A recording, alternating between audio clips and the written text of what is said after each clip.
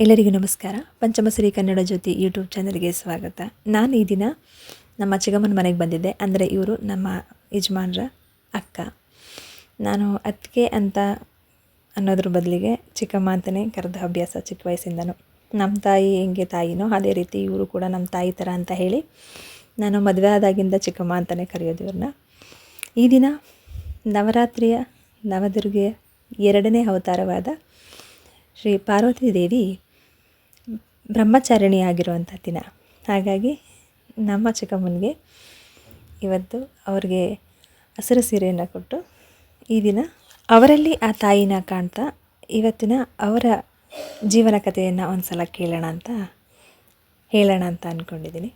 ಪ್ರತಿಯೊಬ್ಬ ತಾಯಿಗೂ ನನ್ನ ಮಗಳು ಚೆನ್ನಾಗಿರೋ ಮನೆ ಸೇರಬೇಕು, ಒಂದು ಒಳ್ಳೆಯ ಸಂಸಾರ ಜೀವನ ಸಾಗಿಸ್ಬೇಕು, ಒಳ್ಳೆಯ ಆಸ್ತಿ ಇರಬೇಕು, ಹಣ ಇರಬೇಕು, ಜಮೀನು ಇರಬೇಕು ಅಂತ ಎಲ್ಲ ಆಸೆ ಪಡ್ತಾರೆ. ಆದರೆ ನಮ್ಮತ್ತೆ ಹೊಲ ಮನೆ ಗದ್ದೆ ಇದ್ದರೆ ಕೆಲಸ ಮಾಡಿ ನನ್ನ ಮಗಳು ಸಾಕಾಗ್ಬಿಡ್ತಾಳೆ, ಕಷ್ಟ ಆಗುತ್ತೆ ನನ್ನ ಮಗಳೇ, ನಾನು ಪಟ್ಟ ಕಷ್ಟ ನನ್ನ ಮಗಳಿಗೆ ಬರಬಾರ್ದು ಅನ್ನೋ ಕಾರಣಕ್ಕೆ ಅವರು ಜಮೀನಿರೋ ಮನೆಗೆ ಕೊಡಲಿಲ್ಲ. ಅವ್ರನ್ನ ಮದುವೆ ಮಾಡಿದ್ದು ತುಂಬ ಕುಟುಂಬಕ್ಕೆ. 8 ಜನ ಅಣ್ಣ ತಮ್ಮದಿರುಗಳಿದ್ದಿದ್ದು.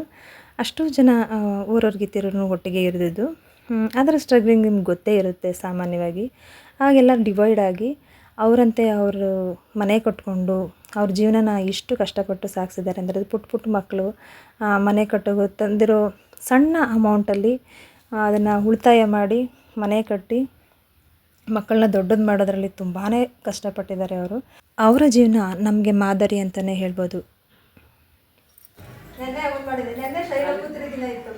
ಅಂದರೆ 9 ದಿನನೂ ಒಂದೊಂದು ದೇವ್ರುಗಳದ್ದು ಇರುತ್ತಲ್ಲ ನವರಾತ್ರಿ. ಅದಕ್ಕೆ ನಾವು ದೇವಸ್ಥಾನಕ್ಕೆ ಹೋಗ್ಬಿಟ್ಟು ಪೂಜೆ ಮಾಡಿಸಿ ಎಲ್ಲ ಇದು ಮಾಡ್ಕೊಂಡು ಮಾಡ್ತೀವಿ.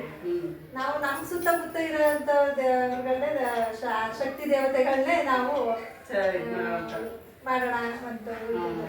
ಅವ್ರದ್ದು ಜೀವನದಲ್ಲಿ ಏನೇನೋ ಕಷ್ಟಗಳು ಯಾರ್ಯಾರ್ದವ್ರು ಟಿವಿಗಳಲ್ಲೆಲ್ಲ ಹಾಕ್ತಿರ್ತಾರೆ. ಎಷ್ಟೆಷ್ಟೆಲ್ಲ ಕಷ್ಟಪಟ್ಟಿರ್ತಾರೆ, ಹಿಂಗೆ ಸಾಧ್ಯ ಮಾಡಿದ್ರು, ಹಂಗೆ ಮಾಡಿದ್ರು, ಹಿಂಗೆ ಮಾಡಿದ್ರು ಅಂತ ಹೇಳ್ಕೊಂಡು ನಮ್ಮ ಒಂದು ಪುಟ್ಟ ಕಷ್ಟಗಳು ನೋವುಗಳು ನಾವು ಒಂದು ಗೆದ್ದೇ ಬಂದಿರ್ತೀವಿ. ಅದನ್ನ ಜೀವನದಲ್ಲಿ ಕಷ್ಟಗಳೆಲ್ಲನೂ ಗೆದ್ದು ಬಂದಿರ್ತೀವಿ. ಅದು ಒಂದು ನಮಗೆ ಶಕ್ತಿ. ನಮಗೆ ನಿಮ್ಮ ಜೀವನ ಆಗಿರ್ಬೋದು, ನಿಮ್ಮ ಕತೆ ಆಗಿರ್ಬೋದು, ನೀವು ಹೆಂಗೆ ಕಷ್ಟಪಟ್ಟು ಇಲ್ಲಿ ತನಕ ಲೈಫ್ನ ಲೀಡ್ ಮಾಡ್ಕೊಂಡು ಬಂದಿರ್ತೀರೋ ಅದೆಲ್ಲ ಒಂದು ನಮಗೊಂದು ಮಾದರಿ. ನಾವೊಂದು ಪಾಠ ಕಲಿತಿರ್ತೀವಿ.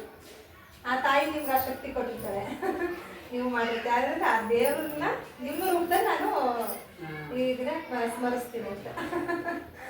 ಇವತ್ತು ಬ್ರಹ್ಮಚಾರಿಣಿ ದಿನ. ಇವತ್ತು ದಿನ ಅಂದರೆ ಎಲ್ಲ ಅನ್ಕೊಂಡಿರ್ತಾರೆ ಬ್ರಹ್ಮಚಾರಿಣಿ ಅಂತಂದರೆ ಅವಳು ಮದುವೆ ಆಗಿರಲ್ಲ, ಬ್ರಹ್ಮಚಾರಿಣಿಯಾಗಿ ಹಂಗೆ ಇರ್ತಾಳೆ ಅವಳು ಅಂತ ಅನ್ಕೊಂಡಿರ್ತಾರೆ. ಅಂದರೆ ಬ್ರಹ್ಮಚಾರಿಣಿ ಅಂದರೆ ಮದುವೆ ಆಗಿರಲ್ಲ ಅಂತಲ್ಲ, ಮದುವೆ ಆಗಿರ್ತಾಳೆ. ಶಿವನ ಇದು ಹೋರಾಟದಲ್ಲಿ ಶಿವನ ಪಡ್ಕೊಳ್ಳೋ ಸಲುವಾಗಿ ಅವಳು ಬ್ರಹ್ಮಚಾರಿಣಿಯಾಗಿ ತಪಸ್ ಮಾಡಕ್ಕೆ ಹೋಗ್ತಾಳೆ. ದೇವ್ರದಕ್ಕೆ ಶ್ರಾವಣಗಟ್ಲೆ ಶಿವನ ಪಡೆಯೋಕ್ಕೆ ಸಲುವಾಗಿ ಅವಳು ತಪಸ್ ಮಾಡಕ್ಕೆ ಹೋಗ್ತಾಳೆ. ಹಾಗಾಗಿ ಶಿವನ್ನ ಆರಾಧಿಸ್ಕೊಂಡು ಶಿವ ಬೇಕು ನನಗೆ ಅಂತೇಳಿ ತಪಸ್ ಮಾಡೋಕ್ಕೆ ಬ್ರಹ್ಮಚಾರಿಣಿ ಅಂತ ಇವತ್ತಿನ ದಿನ ಅವಳನ್ನ ಪೂಜೆ ಮಾಡ್ತಾರೆ. ಇವತ್ತಿನ ದಿನ ಅವಳು ಪೂಜೆ ಮಾಡಿದ್ರೆ ಅವ್ರಿಗೆ ಏನೇ ಕಷ್ಟ ಸುಖ ನೋವು ನಲಿಗಳು ಏನೇ ಇದ್ರು ಅದನ್ನೆಲ್ಲ ಚೆನ್ನಾಗಿ ಸಾಗಿಸ್ಕೊಂಡು ಹೋಗೋ ಥರ ಶಕ್ತಿ ಕೊಡ್ತಾಳೆ ತಾಯಿ. ಸುಖ ಸಮೃದ್ಧಿ ಕೊಟ್ಟು ಕಾಪಾಡ್ತಾಳೆ ಅನ್ನೋದೊಂದು ಪ್ರತೀತಿ. ಅನ್ಕೊಂಡಿದ್ದಲ್ಲ ಅವಳು ಹೆಂಗೆ ತಪಸ್ ಮಾಡಿ ಅವಳ ಶಿವನ ಗೆದ್ಲು, ಅದೇ ಥರನೇ ಎಲ್ಲರೂ ಶಕ್ತಿ ಕೊಟ್ಟು ಆ ಥರ ಗೆಲ್ಲಿಸ್ತಾಳೆ. ಹಂಗೆ ನೀವು ನಿಮ್ಮ ಜೀವನದಲ್ಲಿ ಇಷ್ಟು ಕಷ್ಟಪಟ್ಟಿರ್ತೀರ. ನಾನು ಮದುವೆ ಬಂದ್ರೆ ನೀವು ನನಗೆ ಹೇಳ್ತಿರಲ್ಲ, ನಿಮ್ಮ ಕಥೆಗಳನ್ನೆಲ್ಲ ಹೇಳ್ತಿರಲ್ಲ, ಅದೆಲ್ಲ ನಮಗೆ ಒಟ್ಟಿನ ಆಗಿದ್ದೆಲ್ಲ ಐತೆ ಕಷ್ಟ. ಈಗೇನಿಲ್ಲ ಭಗವಂತ ಕೊಟ್ಟಂಗೆ ಚೆನ್ನಾಗಿದ್ದೀವಿ. ಅವಾಗೆಲ್ಲ ನೀವು ಹೇಳ್ತಿದ್ರಲ್ಲ ಒಂದೊಂದು ಕಥೆಗಳನ್ನ, ನಾವೆಲ್ಲ ಈ ಥರ ಮಾಡಿದ್ವಿ. ನೀವೆಲ್ಲ 8 ಜನ ನನ್ನ ತಮ್ಮಿದ್ರು. ಅಂದ್ರೆ ಏನು ಕತೆ ಹಿಂಗೆ ಅಂತಂದ್ರೆ ನೀವು ಕಷ್ಟಪಟ್ಟಿರೋದು. ಈಗ ನಮ್ಮತ್ತೆ ಜಮೀನಿರೋರ್ಗೆ ಆಸ್ತಿ ಇರೋರ್ಗೆ ಕೊಟ್ಬಿಟ್ರೆ ನನ್ನ ಮಗಳು ಕೆಲಸ ಮಾಡ್ಕೊಂಡು ನಿಂತ್ಕೊತಾರೆ, ಕಷ್ಟ ಆಯ್ತದೆ. ಅವರು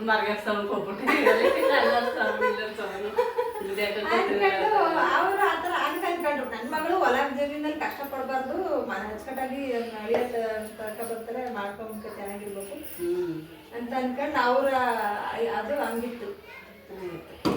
ಆದ್ರೆ ಇದ್ರೂ ಇಲ್ಲದೆ ಇದ್ರು ನೆಮ್ಮದಿ ಇರ್ಬೇಕು ಅಂತ ಮಕ್ಕಳು.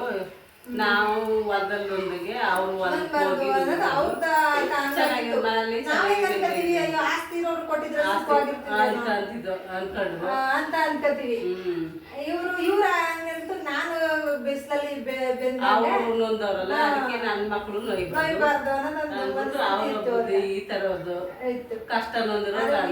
ಅಷ್ಟು 8 ಜನ ಆರೋಗ್ಯದ ಜೊತೆಲೆಲ್ಲ ಇದ್ದು ಸಪರೇಟ್ ಆಗಿ ಬಂದು ಮನೆ ಇಲ್ದೇನೆ ಈ ಮನೆ ಕಟ್ಕೊಂಡು ಅದೇನೋ 4 ತಿಂಗಳು ಬಾಣ್ತಿ ಅನ್ನೋ ನೀವು ಬಂದಾಗ ಕಟ್ಕೊಂಡು 4 ತಿಂಗಳು ತುಂಬಿ 5ನೇ ತಿಂಗಳ ಚಂದ್ರ ತರ್ಕ ಬಂದಿದ್ದು ಜಲ್ಲಿ ಎಲ್ಲ ಚೆಚ್ಚಿ ಅದ್ರ ಮಗ ಉಳ್ಳಾಕ್ಬಿಟ್ಟು ಕಲ್ತಿತ್ತು ತಗೊಂಡ್ತಿತ್ತು ಏನು ಹೆಂಗ ಬೇಕತ್ತು.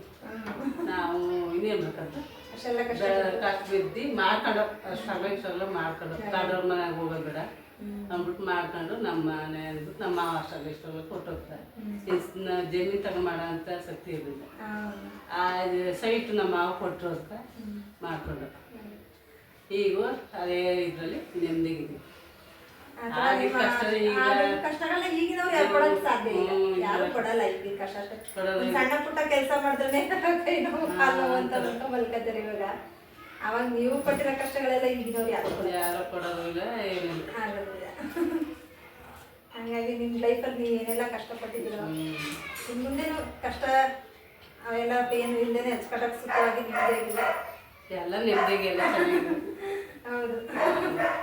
ಅದೊಂದು ನಿಮ್ಗೆ ಈಗ ಅಷ್ಟು ಎಷ್ಟು ಸ್ಟ್ರಾಂಗ್ ಆಗಿದ್ರಿ ನೀವು. ಏನೇ ವಿಚಾರದಲ್ಲಾದ್ರೂ ಒಂದು ಗೆರೆ ಹಾಕಿದ್ರೆ ಅದು ಕಂಡೀಷನ್ ಅಂತ ಒಂದು ನಿರ್ಧಾರ ತಗೊಂಡ್ರೆ ಆಗ್ಬಿಡ್ಬೇಕು. ಈಗ ಏನ್ ಮಾಡಕ್ಕಾಗ್ತದೆ ಎಲ್ಲ ಅದು ನಮ್ಗೆ ಖುಷಿ. ಆತರ ಸ್ಟ್ರಾಂಗ್ ಆಗಿ ತಾಯಿ ಶಕ್ತಿ ಇದೊಂದು ಪರಿಸ್ಥಿತಿ ಇಲ್ದ ಹೋಗಿದ್ರೆ ಆಗ ಆ ತಾಯಿ ಹಂಗೆ ಶಕ್ತಿ ಕೊಟ್ಟಿದ್ರು. ಚಾಮುಂಡೇಶ್ವರಿ ತಾಯಿ ನಮ್ಮ ಹಂಗೆ ಇದಾಗಿದ್ದು. ಈಗ ರಕ್ತ ಕಮ್ಮಿ ಆದ್ರಲ್ಲ ಹುಷಾರ್ ತಪ್ಪಿದ್ರೆ ನೀವು ಏನಿಲ್ಲ ಚೆನ್ನಾಗಿಲ್ಲ. ಅದೊಂದು ಬಿಟ್ರೆ ಅದು ಎಲ್ಲ ಹುಷಾರ್ ಮಾಡಿದಿಂದ ಹುಷಾರ್ ಮಾಡಿ ಚೆನ್ನಾಗಿ ಹುಷಾರ್ ಆಗದ ಏನೇನು ಏನೆಲ್ಲ ಚೆನ್ನಾಗಿ ಇದು ಸ್ವಲ್ಪ ಒಂಚೂರು ತೋರ್ಸ್ಕೊಂಡು ಈಗ ಇನ್ನು ಸಿಗ್ದಾಕ ಆರಾಮಾಗಿ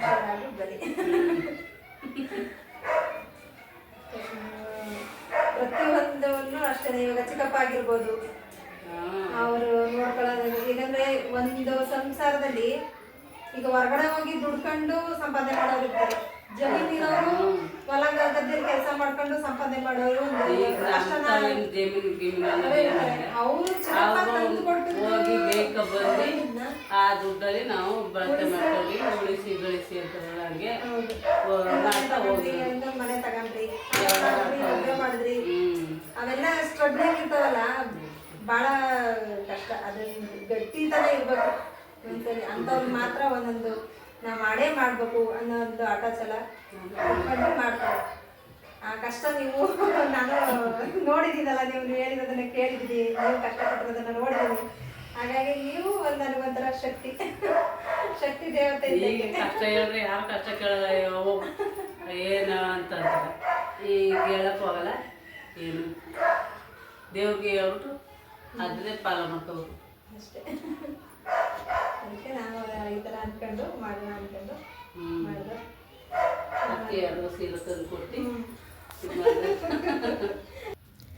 ನೋಡಿದ್ರಲ್ವ, ಹೊರಗಡೆ ಇದ್ದು ಸಂಪಾದನೆ ಮಾಡಿ ಕೆಲ್ಸಕ್ಕೆ ಹೋಗಿ ಹೆಣ್ಮಕ್ಳು ಸಾಧನೆ ಮಾಡೋವಂಥವ್ರು ಇರ್ತಾರೆ. ಆದರೆ ಮನೆ ಒಳಗಡೆ ಇದ್ದು ಗಂಡ ತಂದು ಕೊಟ್ಟಿರೋ ದುಡ್ಡನ್ನ ಕೂಡಿಟ್ಟು ಜೀವನನ ಯಾವುದಕ್ಕೆ ಎಷ್ಟು ಬಳಸಬೇಕು, ಹೇಗೆ ಮಾಡಬೇಕು, ಹೇಗೆ ಖರ್ಚು ಮಾಡಬೇಕು, ಹೇಗೆಲ್ಲ ಮುಂದಿನ ಜೀವನನ ನಾವು ಕಟ್ಕೋಬೋದು ಅಂತ ಹೇಳಿ ಒಂದು ಲೈಫ್ನ ಪಾಠನೇ ನಾನು ಇವರಿಂದ ಕಲ್ತಿದ್ದೀನಿ ನಾನು.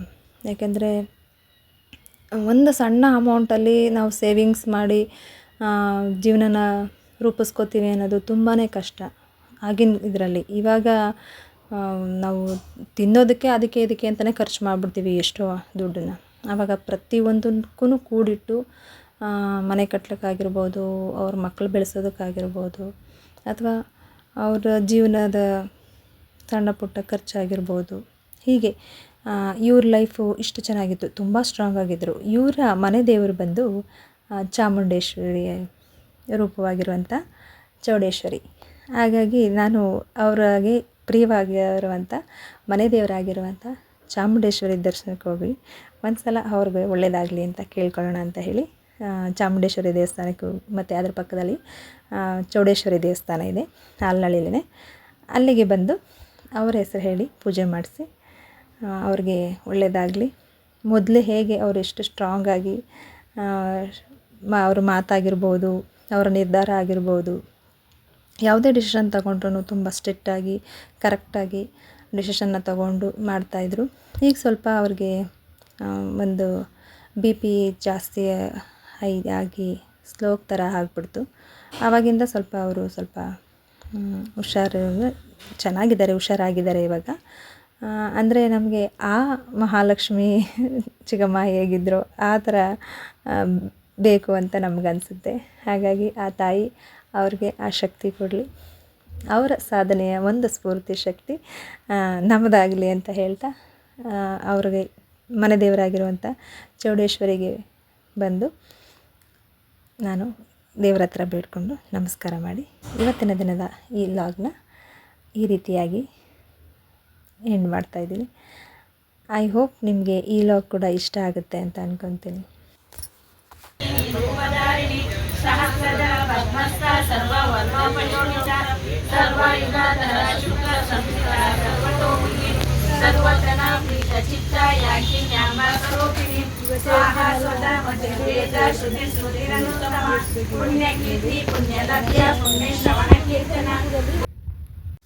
ಆ ತಾಯಿ ಪ್ರತಿಯೊಬ್ಬರಿಗೂ ಒಳ್ಳೇದು ಮಾಡಿ ಎಲ್ರಿಗೂ ಶಕ್ತಿ ಸ್ಫೂರ್ತಿ ತುಂಬಲಿ ಅಂತ ಹೇಳ್ತಾ ಒಳ್ಳೆಯದಾಗಲಿ ಅಂತ ಬಯಸ್ತೀನಿ. ನಮಸ್ಕಾರ. ಎಲ್ರಿಗೂ ಒಳ್ಳೆಯದಾಗಲಿ, ಶುಭವಾಗಲಿ, ಶುಭರಾತ್ರಿ, ನಮಸ್ತೆ.